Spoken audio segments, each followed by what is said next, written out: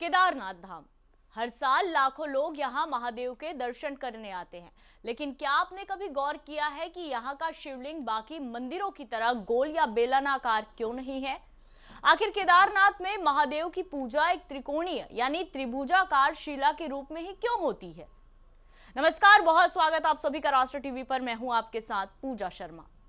सर्दियों की वो हाड़ कपा देने वाली ठंड, चारों तरफ सफेद बर्फ की गगनचुंबी दीवारें और समुद्र तल से लगभग 3583 मीटर की उस विस्मयकारी ऊंचाई पर स्थित एक ऐसा धाम जो सदियों से इंसानी कल्पना और आधुनिक विज्ञान दोनों को खुली चुनौती दे रहा है। पूरे भारतीय उपमहाद्वीप में जितने भी प्राचीन शिव मंदिर हैं, वहां शिवलिंग का स्वरूप कैसा होता है? अमूमन बेलनाकार, गोलाकार या फिर अंडाकार। लेकिन केदारनाथ में ऐसा क्या हुआ कि यहाँ महादेव का शिवलिंग कोई पारंपरिक गोल पिंड नहीं, बल्कि एक अद्वितीय त्रिभुजाकार यानी त्रिकोणीय शिला है। एक ऐसी शिला जिसे किसी मानव के हाथों से नहीं तराशा गया, बल्कि जिसे साक्षात भगवान शिव का स्वयंभू सदाशिव रूप माना जाता है, जो 400 सालों तक बर्फ की विशाल चादर के नीचे दफन रहने के बाद भी जस की तस खड़ी रही, जिसने साल 2013 के महाप्रलय को भी अपने सीने पर झेल लिया। आखिर क्या है इस त्रिकोणीय शिवलिंग का पौराणिक सच? दोस्तों, कहानी की शुरुआत होती है उस पावन शब्द से जिसे हम केदारनाथ कहते हैं। केदारनाथ धाम की उत्पत्ति और इसका महत्व कोई साधारण घटना नहीं है। हमारे प्राचीन धर्म ग्रंथों जैसे स्कंद पुराण के केदार खंड और शिव पुराण में इसका गहराई से वर्णन मिलता है। शास्त्रों में केदार शब्द के कई दिव्य अर्थ बताए गए हैं। अगर हम काशी केदार महात्म्य के पन्नों को पलटें तो पता चलता है कि केदार का अर्थ वो क्षेत्र है जहां मुक्ति रूपी फसल उगती है। यानी ये साधारण भूमि नहीं, बल्कि मोक्ष प्रदान करने वाली साक्षात दिव्य भूमि है। वहीं अन्य पौराणिक मान्यताओं के अनुसार पर्वतीय क्षेत्रों में जहां अत्यधिक जलाशय या दलदली भूमि होती है, उनके बीच स्थित चरागाहों को केदार कहा जाता है, जहां महादेव ने स्वयं को छिपाया था। इसके अलावा कुछ क्षेत्रीय परंपराएं कहती हैं कि केदार का संबंध महिष यानी कि भैंसे या बैल के कुबड़ से है, क्योंकि यही वो स्थान है जहां भगवान शिव बैल का रूप धारण करके पृथ्वी के अंदर विलीन हो गए थे। लेकिन आखिर महादेव को बैल का रूप क्यों धारण करना पड़ा? इसके पीछे छिपी है महाभारत काल की महान कथा। कुरुक्षेत्र का महायुद्ध समाप्त हो चुका था। पांडव विजयी तो हुए, लेकिन उनके दिलों में गहरी ग्लानि और पश्चाताप की अग्नि जल रही थी। अपने ही भाइयों और गुरुजनों की हत्या यानी कि गोत्रवध और ब्रह्म हत्या के भयंकर पापों से मुक्ति पाने के लिए वे तड़प रहे थे। तब महर्षि व्यास ने उन्हें राह दिखाई और महादेव की शरण में जाने को कहा। लेकिन महादेव पांडवों के छल कपट से इतने दुष्ट थे कि वे उन्हें दर्शन नहीं देना चाहते थे।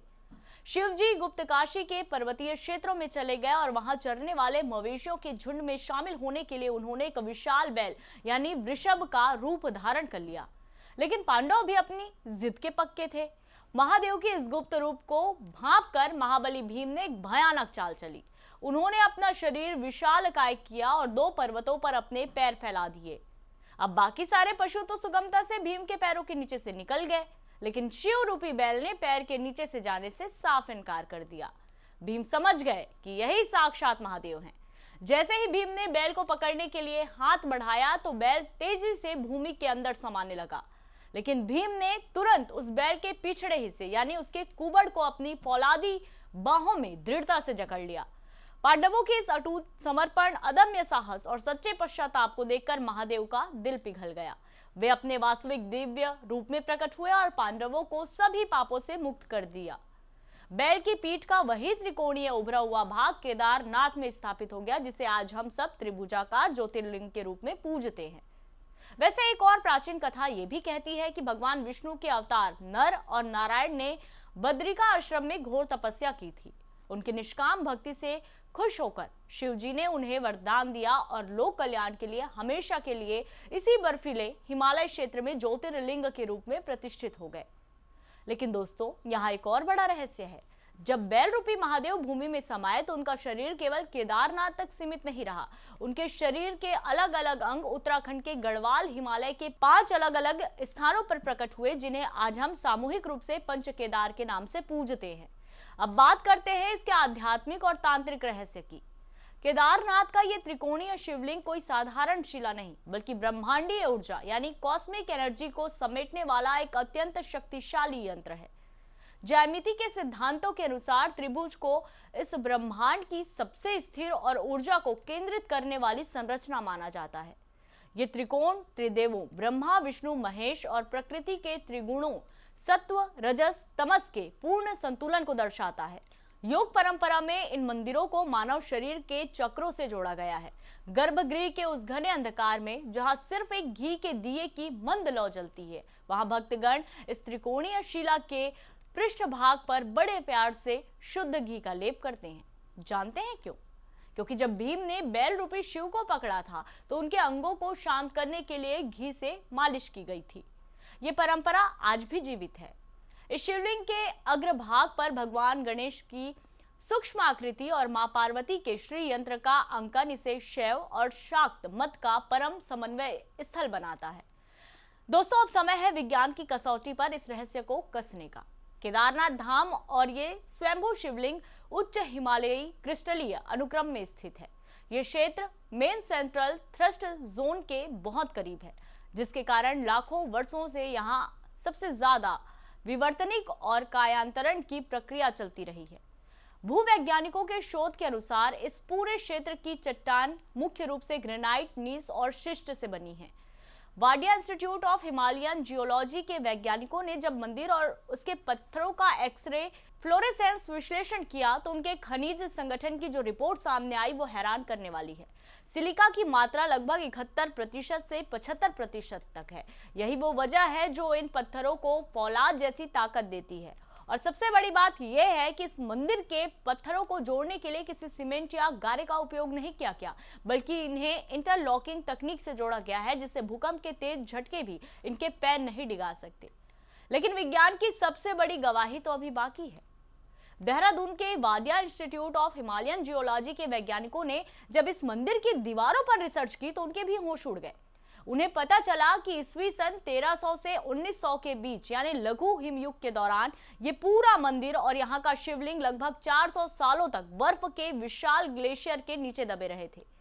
ग्लेशियर के इस लगातार घर्षण और दबाव के अकाट्य सबूत आज भी मंदिर की बाहरी दीवारों पर मौजूद पीली रेखाओं और गर्भगृह के भीतर घिसकर अत्यंत चमकदार और पॉलिशदार हो चुके पत्थरों के रूप में साफ दिखाई देते हैं। मंदिर के प्राचीन वास्तुकारों ने ग्लेशियर के बहाव की दिशा को ध्यान में रखकर ही मंदिर की त्रिकोणीय ढाल वाली संरचना बनाई थी, ताकि ग्लेशियर का भारी दबाव इसके किनारों से होकर निकल जाए और मुख्य गर्भगृह को कोई नुकसान ना हो। और अंत में बात करते हैं जून 2013 की उस काली रात की, जब बादलों के फटने और चोराबारी झील के टूटने से मंदाकिनी नदी ने ऐसा तांडव मचाया कि पूरी केदारनाथ घाटी कंक्रीट के मलबे में तब्दील हो गई। पल भर में सब कुछ तबाह हो गया। लेकिन तभी एक और चमत्कार हुआ। मंदिर के ठीक पीछे पहाड़ों से बहता हुआ लगभग 1200 किलोग्राम वजनी ग्रेनाइट का एक भीमकाय शिलाखंड आया और मंदिर के ठीक पीछे आकर सटीक रूप में रुक गया। इसे आज दुनिया भीमशिला या दिव्य शिला कहती है। इस शिला ने साक्षात ढाल बनकर बाढ़ के प्रचंड वेग और मलबे के दो भागों में बांट दिया, जिससे बाढ़ का पानी मंदिर के दोनों किनारों से बहकर निकल गया और गर्भगृह तथा उसके पावन त्रिभुजाकार शिवलिंग को खरोंच तक नहीं आई। विज्ञान इसे गुरुत्वाकर्षण और भौतिकी का दुर्लभ संयोग मानता है, लेकिन करोड़ों भक्तों के लिए ये आज भी आदिदेव, महादेव और महाबली भीम के उस अटूट संबंध की गवाही है। तो दर्शकों, चाहे आप इसे आस्था का चरम चमत्कार कहें या फिर प्राचीन भारतीय वास्तुकला और भूविज्ञान का सर्वश्रेष्ठ उदाहरण, केदारनाथ का ये त्रिभुजाकार शिवलिंग और ये दिव्य मंदिर आज भी हिमालय की छाती पर अडिग खड़ा है। ये त्रिकोण हमें याद दिलाता है कि जब प्रकृति का कहर अपनी चरम सीमा पर होता है, तब भी सत्य, आस्था और गहन विज्ञान का ये त्रिकोणीय संतुलन कभी हार नहीं सकता।